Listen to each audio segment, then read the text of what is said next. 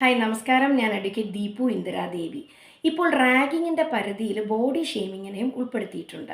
പല ആളുകളുടെ ഒരു ധാരണയെന്ന് പറഞ്ഞാൽ ഫിസിക്കൽ ടോർച്ചറിങ്, അടിക്കുക, ഇടിക്കുക, അപ്പോൾ അങ്ങനെയൊക്കെയുള്ള കാര്യങ്ങൾ മാത്രമേ റാഗിങ്ങിൻ്റെ പരിധിയിൽ വരികയുള്ളൂ. പല ഫ്രഷേഴ്സ് ഡേയ്സിലും നമ്മൾ കണ്ടുവരുന്നൊരു പ്രവൃത്തി എന്ന് പറഞ്ഞാൽ സീനിയേഴ്സൊക്കെ ജൂനിയേഴ്സിനെ കൊണ്ട് പാട്ട് പാടിപ്പിക്കും, നിർബന്ധിച്ച് ഡാൻസ് കളിപ്പിക്കും, അഭിനയിപ്പിക്കും, മിമിക്രി കാണിപ്പിക്കും, ചെരുപ്പ് തുടയ്ക്കാൻ പറയും. അങ്ങനെ പല രീതിയിലുള്ളത്.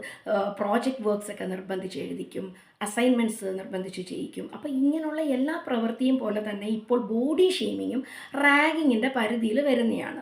അതുകൊണ്ട് എല്ലാവരും അറിഞ്ഞിരിക്കണം, ഈ ബോഡി ഷെയ്മിങ്ങും റാഗിങ്ങിൻ്റെ പരിധിയിൽ വരുന്നതുകൊണ്ട് അത്തരത്തിൽ പ്രവൃത്തികളൊക്കെ ചെയ്തു കഴിഞ്ഞാൽ ഒരു സ്റ്റുഡൻറ്റ് കൊണ്ട് കംപ്ലയിൻറ്റ് കൊടുത്തു കഴിഞ്ഞാൽ അതൊരു ഇഷ്യൂ ഉണ്ടാവും.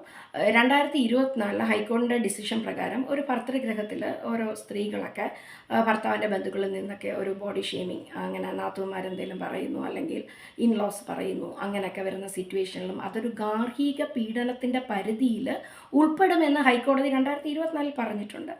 അപ്പോൾ ഇനി മുതൽ ബോഡി ഷെയ്മിങ് ചെയ്യുന്നവർ ഈ കാര്യങ്ങളൊക്കെ ചിന്തിച്ചാൽ കൊള്ളാം.